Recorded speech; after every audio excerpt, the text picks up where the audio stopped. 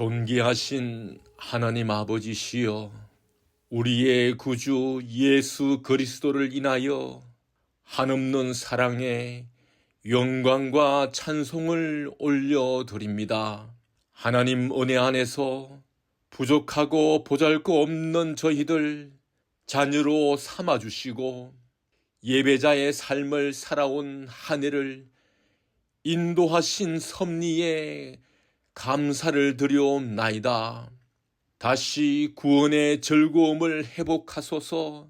연말 기도주일 주제로 모이는 곳마다 주의 성령의 권능이 임하여 주시옵소서. 나의 죄를 홀로 지시고 십자가 피 흘려 돌아가신 그 고통을 우리의 구원의 길로 예배하신 하나님께 예배하고자 합니다. 저희를 긍휼히 여겨 주시옵소서. 말씀을 선포하시는 박정규 목사님, 갑절의 성령이 권능이 임하셔서 세상이 혼란스러운 이때에 교회와 성도들 머리를 어디를 향해 들어야 할지 말씀을 통해 깨닫게 하시옵소서. 거룩한 예배에 탐욕과 이기심이 가까이 하지 않도록 성령께서 지켜주시옵소서. 오직 살아계신 하나님 말씀으로만 의지하며 믿음으로 승리하는 주의 자녀들 세상 끝까지 지켜주시옵소서. 우리의 소망 되신 예수 그리스도 이름으로 간절히 기도드려옵나이다. 아멘. 안녕하십니까. 연말기도주일 5번째 시간입니다. 오늘날 유대인들은 대속죄일에 하루 종일 금식하며 기도를 합니다. 다시 시작하는 의미를 가지고 있습니다. 이전 것을 보내고 새로운 시작을 의미하는 것이죠. 이번 한 주를 통하여 우리의 신앙을 다시 돌아보고 회개와 영적 새로움의 기간이 되었기를 기도합니다. 재림교회는 구약의 대속죄일을 그리스도의 하늘 지성소 사역과 연결시킵니다. 그리고 지성소 사역에 심판의 의미를 부여합니다. 그리고 1855년에 조사 심판이라는 이름을 붙였습니다.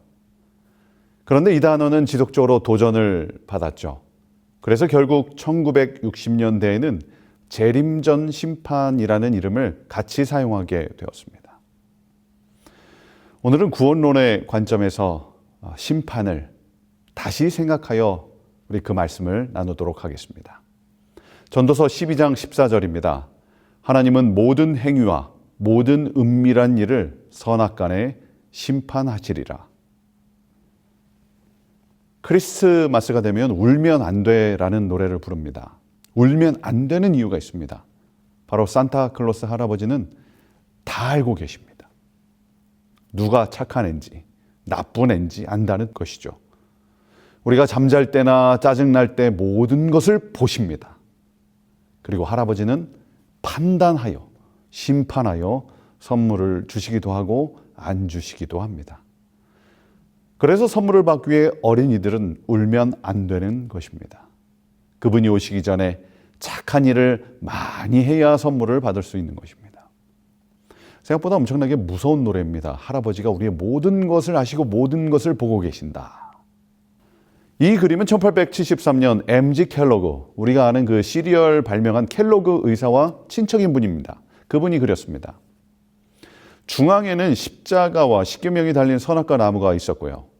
그 중앙에는 이렇게 눈의 모양이 있습니다.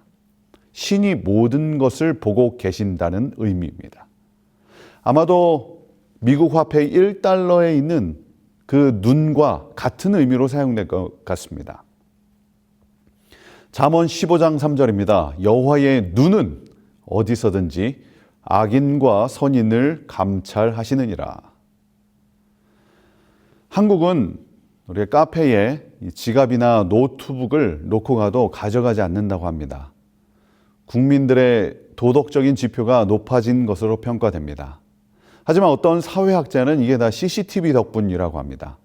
한국만큼 그 CCTV로 우리의 일거수일투족을 지켜보는 나라는 없다고 합니다. 정서적으로 누군가 나를 지켜보고 세세히 조사하는 것, 그 자체에 거부감이 있습니다. 그 조사를 기초로 하여 심판을 한다는 것은 은혜, 복음, 믿음으로 얻는 구원과는 조화되지 않는 것처럼 보입니다. 교단 내에서도 이 문제는 종종 의문이 제기되었습니다. 1889년 켄 라이트 목사를 시작으로 하여 몇몇의 지도자들이 교단을 떠났습니다. 한국 재림교회 역시 이 문제가 근 10년 내에 여러 차례 발생했습니다. 이상구 박사는 십자가와 조사 심판에서 이렇게 말합니다. 그러므로 조사 심판과 믿음으로 말미암는 의는 분명히 공존할 수가 없다. 대부분의 비판이 이 지점입니다. 이미 우리는 용서받고 구원받았습니다. 그런데 우리의 성품, 말, 행위를 검사해서 구원을 탈락시키는 것은 있을 수 없는 일이다. 그렇게 주장을 합니다.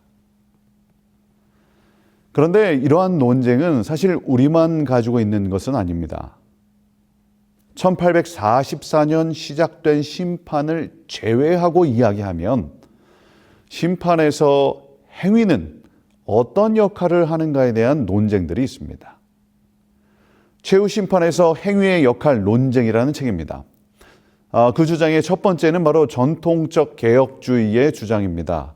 한국의 보수 장로교의 입장이라고 생각하시면 되는데요. 그것은 그리스도인은 이미 믿음으로 구원을 얻었기 때문에 최후의 심판을 두려워할 필요가 없다. 심판에서의 행위는 무엇을 위한 것이냐? 바로 상급을 위한 것이다.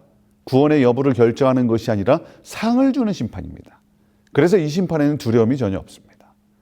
두 번째는 진보적 개혁주의의 입장입니다. 심판에서 참된 믿음은 반드시 행위로 나타나는 것이죠. 행위가 구원의 근거는 아니지만 살아있는 믿음의 증거다. 그럼에도 신자는 끝까지 하나님의 은혜에 의지해야 한다. 이렇게 주장을 합니다. 그리고 세 번째는 세간점 학파라는 것의 학자인데요. 제임스 던이라는 학자입니다. 그 학자는 믿음으로 구원받고 행위로 심판받는 두 측면을 모두 인정한다. 조직신학자들이 자꾸 이 두 가지를 날카롭게 나누는데 이 두 가지는 공존할 수 있다. 순종과 성화가 구원의 일부이기 때문에 신자의 삶의 열매가 심판에서 충분히 고려될 수 있다고 보는 입장입니다. 네 번째는 세간점 학파의 또 다른 학자인 톰 라이트라는 학자인데요.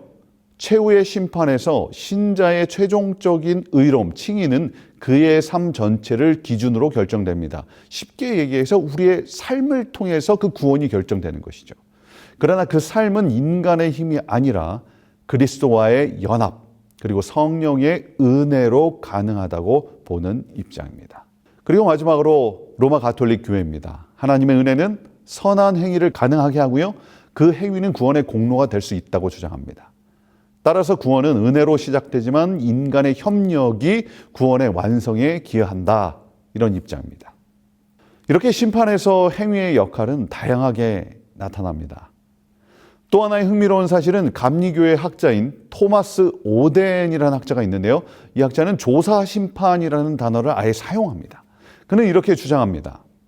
모든 인간의 행동과 성품의 전체 범위가 조사 심판의 대상이 되며 모든 말, 생각, 그리고 행위까지 포함된다. 이 영어의 조사 심판이라는 단어를 그대로 사용하고 있습니다. 조사 심판은 각 사람이 전체적으로 충성된 자인지 불충성된 자인지 분명하게 밝히며 충성된 자는 하나님의 자비를 기뻐하고 불충성된 자는 하나님의 공의를 받아들이게 한다. 1844년에 시작된 조사 심판은 아니지만 조사 심판 그 자체의 개념과 용어를 사용하고 있습니다. 재림교회 내에서도 심판과 구원의 문제가 하나로 통일되지 않고 있습니다. 방금 말씀드린 이 기독교 학자들과 대비시키면 이렇습니다. 전통적 개혁주의의 주장과 데스몬드 포드, 우리 지난 시간에 얘기했죠. 이 포드의 주장과 비슷합니다. 심판에서 하나님께서 요구하시는 것은 오직 칭의라는 것이죠. 포드는 구원, 믿음으로 말미암는 의의를 칭의로 국한시켰습니다. 그렇기 때문에 심판에서도 칭의만을 요구합니다. 그래서 칭의는 이미 얻어졌기 때문에 우리는 이 심판에서 두려워할 필요가 없다는 주장입니다. 진보적 개혁주의는 해펜스톨이나 모리스 밴덴과 비슷합니다. 행함이나 성화가 칭의를 증명하는 것입니다. 진짜 성화가 있어야 진짜 칭의가 되는 것이죠. 그리고 세관점 학파의 제임스 던은 라론델이나 조지 나이트와 비슷합니다. 조지 나이트는 심판이 최종적으로 그리스도 안에 있는지 그 여부를 판별하는 것이라고 봅니다. 그리스도 안에 있는 사람들은 그들의 삶이 믿음과 성령의 능력을 통해 변화되었음을 보이며 이는 심판에서 중요한 요소가 됩니다. 하지만 나이트는 이것이 행위에 의한 구원을 의미하는 것은 아니라고 강조하죠. 그리고 마지막으로 톰 라이트의 관점은 앤드리어슨과 비슷한 부분이 있습니다. 성령을 통한 성화가 그 삶이 칭의로 확증되는 것입니다. 특별히 한국 재림교회에도 영향을 끼친 모리스 밴덴 목사는 이 심판에서 핵심은 하나님을 신뢰했는가에 대한 평가라고 주장합니다. 그리고 하나님께서 직접 심판하는 것이 아니라 그 원칙들이 심판한다라고 주장을 했습니다. 확실히 1980년 이후의 여러 저자들은 조사 심판의 부담감을 줄이고 부드러운 논리로 조사 심판에 대해서 가르치는 것을 살펴볼 수 있습니다. 한국 재림교회도 이 영향을 받아서 조사 심판을 최대한 순화시켜서 가르쳤습니다. 조사 심판의 재판장은 그리스도시다. 조사 심판은 신자들을 옹호하는 심판이다. 조사 심판은 신자들의 용서가 확정되는 것이다. 따라서 조사 심판을 두려워할 필요가 없는 복음이다. 대부분 이 맥락에서 우리는 배우고 가르쳤습니다. 이러한 역사적 이야기를 토대로 오늘 말씀을 정리하도록 하겠습니다. 첫 번째로 성경은 심판이 행위로 이루어진다는 것을 분명히 주장합니다. 고린도후서 5장 10절입니다. 이는 우리가 다 반드시 그리스도의 심판대 앞에 나타나게 되어 각각 선악간에 그 몸으로 행한 것을 따라 받으려 함이라. 행위에 대한 부정적인 관념은 종교개혁 시대에 중세 가톨릭의 행위 구원에 대한 반감이었습니다. 재림교 역시도 율법과 완전에 대한 강조로 반작용이 일어났습니다. 행위와 율법에 대한 부정적 이미지를 완화시키려는 노력을 해왔습니다. 이러한 역사적 배경이 있지만 성경은 분명 심판은 행위로 이루어짐을 말씀합니다. 이는 하나님의 정의와 관련된 이야기입니다. 하나님은 공평하신 분입니다. 그래서 예수님의 하늘 성소 사역이 그리스도의 보좌로 이루어집니다. 시편 9편 4절입니다. 주께서 나의 의와 송사를 변호하셨으며 보좌에 앉으사 공의롭게 심판하셨나이다. 보좌는 심판의 자리입니다.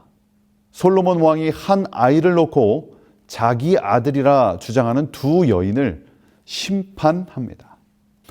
또한 히브리서 11장에는 자기를 찾는 자들에게 상 주시는 이심을 믿어야 한다라고 그렇게 기록합니다.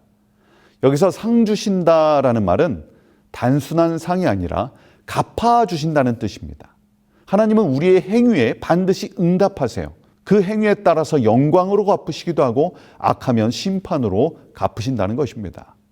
그리고 마태복음 22장부터 25장까지는 천국에 관한 이야기이고 심판에 관한 말씀입니다. 혼인잔치의 비유에서요, 천국에 들어가는 자들은 예복을 입습니다. 이 예복은 무엇입니까? 바로 그리스도의 의를 상징합니다. 이 계시록에 보면 이 그리스도의 의는 성도들의 옳은 행실, 의로운 행동을 포함합니다. 그에게 허락하사 빛나고 깨끗한 세마포를 입게 하셨은즉 이 세마포는 성도들의 옳은 행실이로다. 화이부인께서도 이 세마포는 그리스도의 의, 곧 믿음으로 예수를 개인의 구주로 받아들이는 모든 사람들에게 주시는 흠이 없는 품성을 표상한다라고 기록하고 있습니다. 마태복음 23장은 바리새인들의 거짓 율법 준수를 비판합니다. 겉으로는 지키는 듯하나 이것은 가짜다. 하나님 없이, 그리스도의 의 없이 율법의 목록만 지키는 것을 율법주의라고 합니다. 마태복음 24장은 재림의 장이고 25장에는 처녀들, 청지기, 양과 염소의 비유가 나타납니다. 슬기로운 처녀와 미련한 처녀의 기준은 기름과 바로 성령입니다. 청지기의 충성을 요구하시고 심판에서 양과 염소가 분류되는 기준은 바로 약한 자들에게 어떻게 대했느냐입니다. 이 비유들은 심판의 기준이 행위 혹은 성화임을 분명히 합니다. 대쟁투 483페이지의 말씀입니다. 심판 때에 기록한 책들을 펼치면 예수님을 믿은 모든 사람들의 생애가 하나님 앞에 나타난다. 우리의 대언자 되신 그리스도께서는 이 세상에 처음 생존한 사람들로부터 시작하여 지금 살아있는 사람들에 이르기까지 각 시대의 모든 사람들의 사건을 제시하신다. 각 사람의 이름이 불리어지고 모든 사건이 세밀히 검토된다. 어떤 이름들은 간합되고 어떤 이름들은 거절된다. 오늘 우리는 두려운 마음으로 이 사실을 직면해야 합니다. 마주해야 합니다. 성령께서 우리의 삶을 돌아볼 수 있도록 영적 눈을 열어주시길 간절히 기도합니다. 두 번째로 행위 심판은 속죄를 위한 부르심입니다. 행위를 기준으로 하는 심판의 궁극적 목적은 무엇입니까?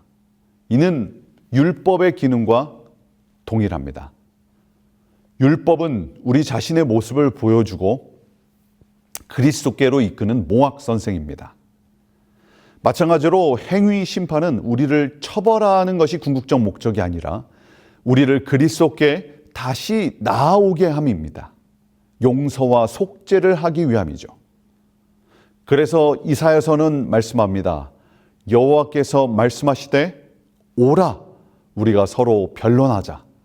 너희 죄가 주홍 같을지라도 눈과 같이 희어질 것이요 진흥같이 붉을지라도 양털같이 되리라.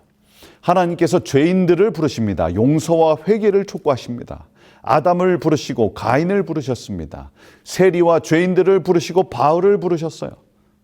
뽕나무 위에 삭개오를 부르십니다. 삭개오야 내려오너라. 삭개오를 부르는 장면을요, 어떻게 보면 굉장히 무서운 장면 같습니다. 예수님은 왕이시고 심판자이십니다. 삭개오는 마을의 손가락질 받는 가장 큰 죄인이었어요. 아직 자신의 죄를 회개하지 않았습니다. 어쩌면 하나님 앞에 죄인이 서는 장면입니다. 그런데 이 장면이 아름다운 이유는 삭개오는 부르심에 응답했습니다. 내려왔습니다. 왕 앞에 나아왔습니다. 그는 그리스도의 품성을 제대로 이해했던 것입니다. 모두가 자기를 미워하고 용서하지 않았습니다. 자신을 용서하고 새 삶을 주실 분은 그리스도 메시아밖에 없다는 것을 알았습니다. 그래서 메시아 앞으로 나아왔습니다. 믿음으로 그분께 나아갔습니다. 그리고 함께 집으로 들어갑니다. 함께 먹고 마셨습니다. 그래서 성경은 급히 내려와 즐거워하며 영접하거늘. 그 다음 장면은 회개하고 용서를 받는 장면입니다. 이것이 심판의 속성과 목적입니다. 심판은 궁극적으로 용서와 회복으로의 부르심입니다. 나는 나를 위하여 내 허물을 도말하는 자니 내 죄를 기억지 아니하리라. 이사야 선지자의 말씀입니다. 다시 화이트는 이렇게 기록합니다. 그러나 진심으로 죄를 회개하고 믿음으로 그리스도의 피를 그들의 속죄 제물로 주장한 사람들에게는 하늘의 책에 기록된 그들의 이름 아래 용서받았다는 말이 기록된다. 그들이 그리스도의 의에 참여하는 자가 되고 그들의 품성이 하나님의 율법과 조화된다는 것이 나타날 때 그들의 죄는 도말되고 그들 자신이 영원한 생명을 받기에 합당한 사람들이 될 것이다. 정확하게 10년 전 일입니다. 어느 날 저희 집사람에게 문자가 왔습니다. 여보, 와서 시호 좀 구원해 주세요. 구원해 주세요라는 말이 굉장히 인상적입니다. 당시에는 TV와 패드가 없어서 컴퓨터로 이 만화 영화를 조금씩 보여줬습니다. 그런데 그날따라 계속 본다고 때를 썼습니다. 엄마는 둘째 아이를 막 낳고 너무 지쳐 있었습니다. 그래서 그날은 포기하고 그냥 두었어요.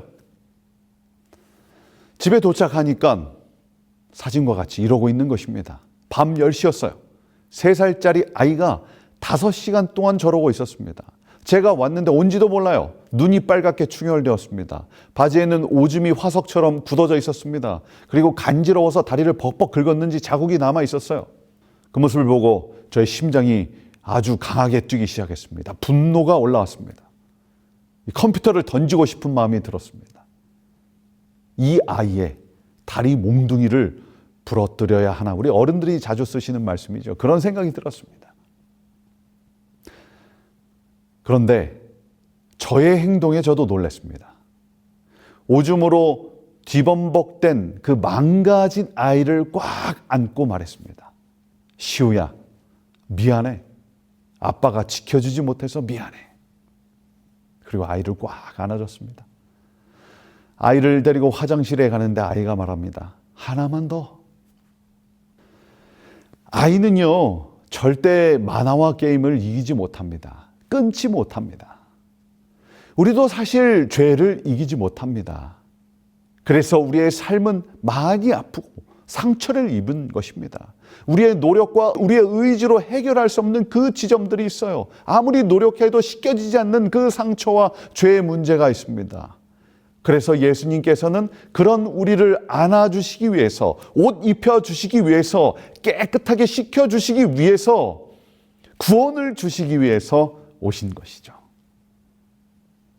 이와 동일하게 심판도요, 우리를 용서하기 위한 목적을 갖고 있습니다. 우리를 씻겨주시고 의롭다 칭해 주실 것입니다. 심판은 다시 하나님께로, 여호와께로 돌아오라는 부르심임을 기억하시게 되길 간절히 바랍니다.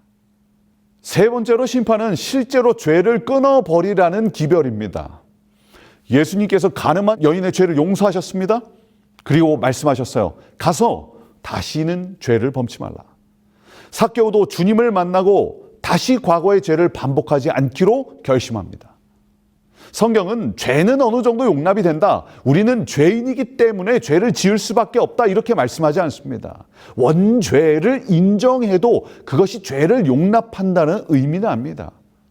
로마서 6장입니다. 그러므로 너희는 죄로 너희 죽을 몸에 왕노릇하지 못하게 하여 몸의 사욕에 순종하지 말라.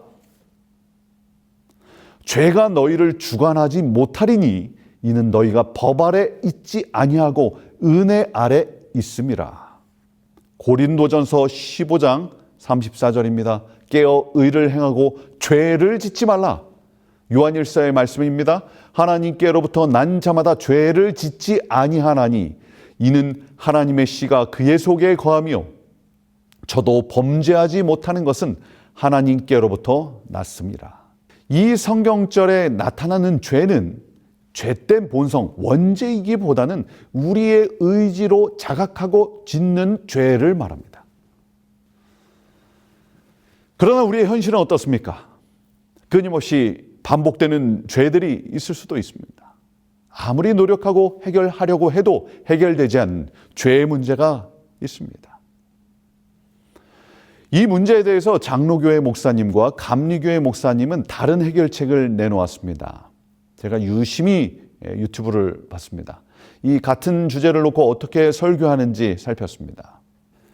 장로교회 목사님의 설교입니다. 우리는 죄를 절대 이기지 못한다. 고로 그리스도를 쳐다봐야 한다. 그리스도와 연합해야 한다. 그러면 죄를 점점 더 멀리하게 된다. 감리교회 목사님은 이렇게 설교합니다. 죄에서 해방은 가능하다. 죄의 종인 옛사람은 예수님과 함께 죽었다. 죄를 이길 수 있는 믿음이 필요하다. 예수님께서 70번씩 7번 용서하신 것처럼 죄에서 이길 때까지 싸우라. 그리하면 승리할 수 있을 것이다. 이것이 바로 믿음이다. 이렇게 설교를 하셨습니다. 우리는 어떤 것이 익숙합니까? 첫 번째 방법이 아마도 익숙할 것 같습니다. 그것이 틀린 말씀은 아닙니다. 그러나 감리교회 목사님의 설교는 부담이 되지만 그건 역시 성경을 근거로 하고 있습니다. 화이트 부인도 이렇게 기록했습니다. 우리는 이길 수 있다. 충분히 전적으로 이길 수 있다. 예수님께서는 우리를 위하여 피할 길을 만드사 모든 악한 기질과 모든 죄와 모든 유혹을 능히 이기고 마침내 그분과 함께 앉도록 하시기 위하여 돌아가셨다. 우리가 원래 능력이 있어서가 아니라, 우리가 이 죄를 이길 수 있는 그런 자질이 있는 사람들이 아니라 그리스도의 삶과 그분의 십자가는 우리도 승리할 수 있음을 분명하게 약속하는 것입니다. 사실 이러한 설교나 말씀은 굉장히 부담이 됩니다. 죄책감을 가져오기도 합니다.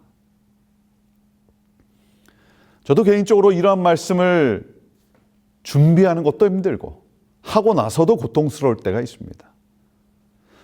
그럼에도 포기할 수 없는 이유는 성경과 증언의 말씀이 분명하게 증거하고 있기 때문입니다. 또한 재림교회의 이러한 기별이 사라졌기 때문입니다. 우리 삶 속에 여전히 반복되는 죄와 연약함이 있다면 이번 겨울 다시 주님 앞에 간구하게 되길 바랍니다. 다시 무릎 꿇음으로 주님께서 허락하신 승리와 기쁨의 축복이 우리에게 함께하길 간절히 소망합니다. 네 번째로, 심판은 두려운 소식이면서 좋은 소식입니다. 심판은 종말적입니다. 마지막 끝을 이야기합니다. 사실 두려운 것이 맞습니다. 세상이 물로 멸망할 것이다. 무서운 소식이죠. 그러나 방주에 타라. 구원함을 얻을 것이다. 좋은 소식입니다. 그래서 심판은 구원의 소식과 함께 갑니다. 따라서 심판은 두려우면서도 좋은 소식인 것이죠.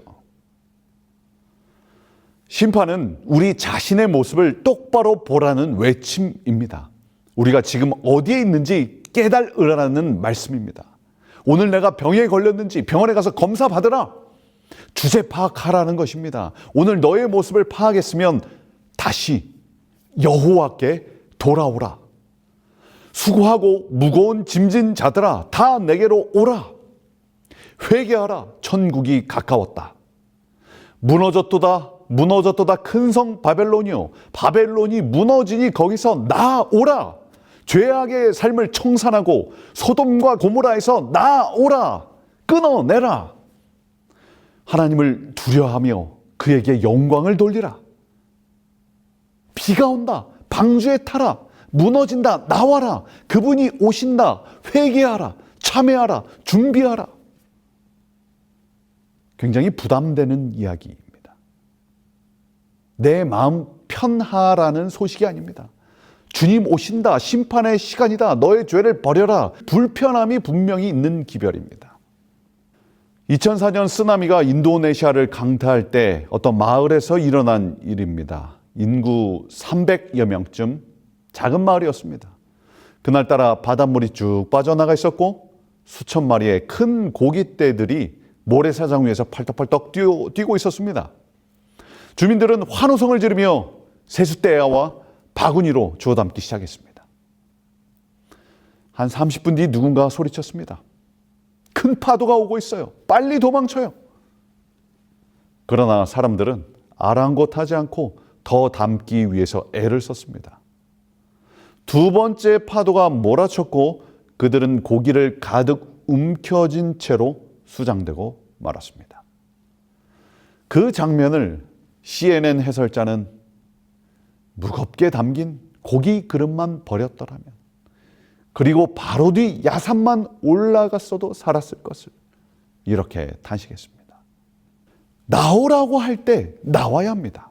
버리라고 할 때 버려야 하는 것이죠. 들어오라라고 초청할 때 들어가야 하는 것입니다.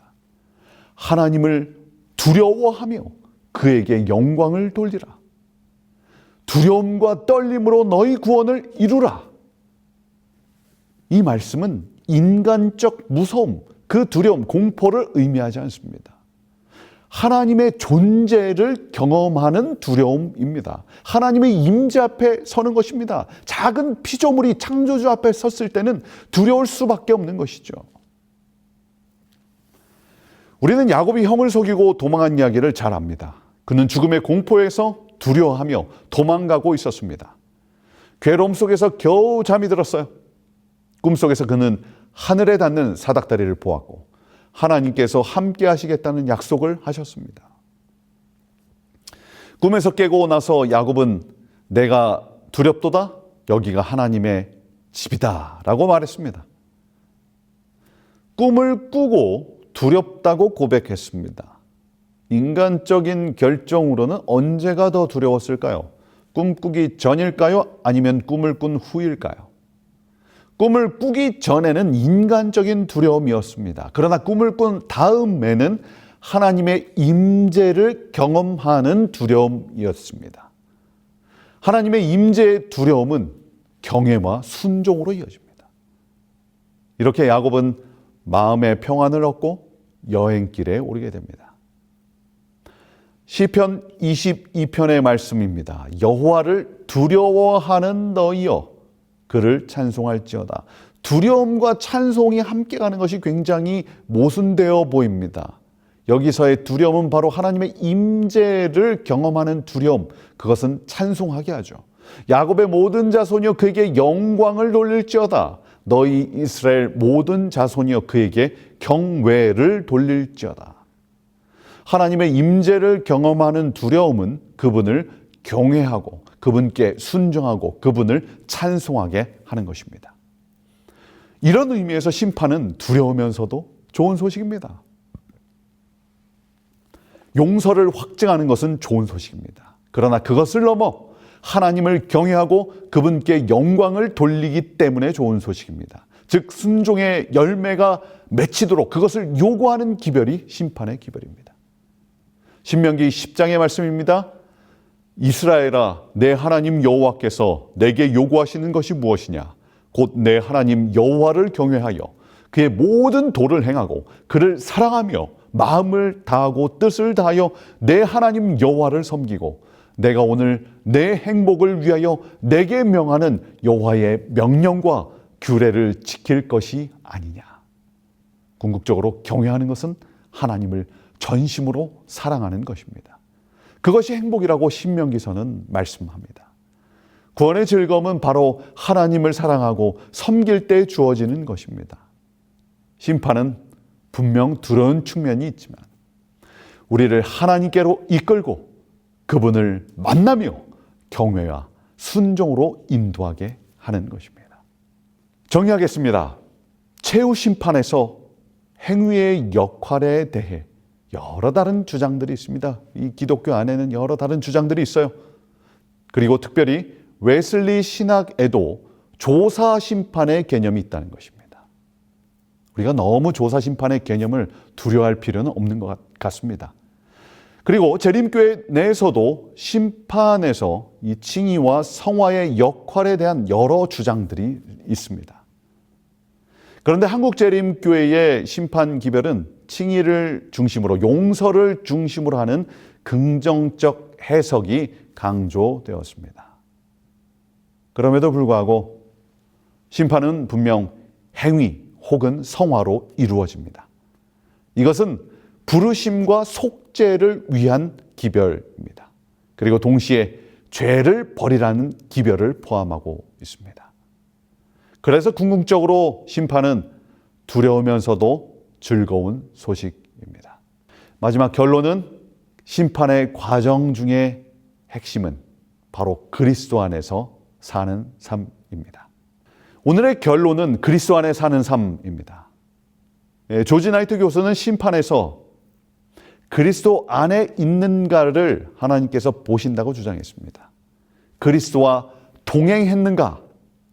그리스도가 가신 길을 따라갔는가? 이 질문을 하고 있습니다. 다른 말로 하나님의 사랑이 우리 안에 있는가? 하나님을 사랑하고 이웃을 사랑했는가를 물으시는 것입니다. 심판은 그러한 신자를 옹호하는 것이에요. 단순히 칭의의 경험만으로 이것을 설명할 수는 없을 것입니다. 단순히 성화 한 개념으로 설명할 수 없어요. 그리스도 안에서 그리스도와 함께 칭의와 성화는 유기적으로 순환되는 것을 볼 수 있습니다. 처음에 보여드린 그림입니다. 이 그림의 제목은 생명의 길입니다. 선악과에 눈이 있는 그림이었습니다. 그리고 자세히 살펴보면 저 오른쪽 위에 구름에서 심판하시는 그리스도의 모습도 보입니다. 그래서 화입 부분은 이 그림이 자신들이 가진 기별을 확실하게 전달할 수 없다라고 생각하여 그림을 수정했습니다.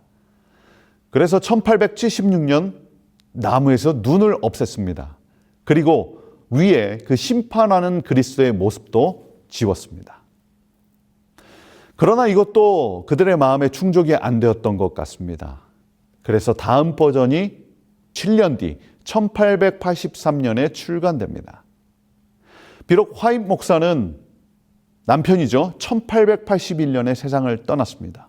그러나 그의 조언으로 그림은 이렇게 완성됩니다. 전면에 예수 그리스도의 십자가가 등장합니다. 재림교회의 핵심 기별은 지성소와 심판 그리고 안식일입니다. 그 당시에 1880년 이전에 재림교회 지도자들은 이 문제를 가장 심각하게 생각하고 사람들에게 가르쳤어요. 그러나 그것이 중심에 있지 않습니다.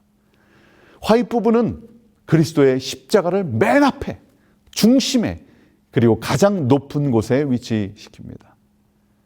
그리고 율법은 그 뒤 배경에 희미한 시내산으로 대체됩니다. 성소의 제단도 작아집니다. 무엇을 말하고 있습니까?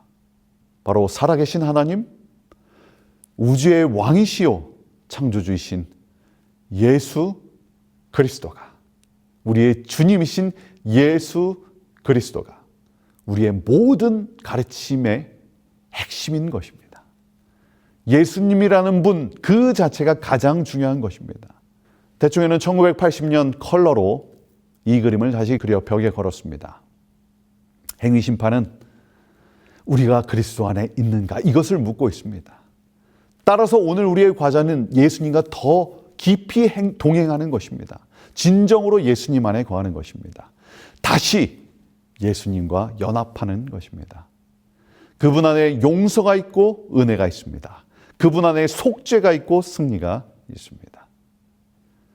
이런 사랑의 그리스도 안에서 날마다 행복해 하시고 승리하는 재림 성도들이 되길 간절히 소망합니다.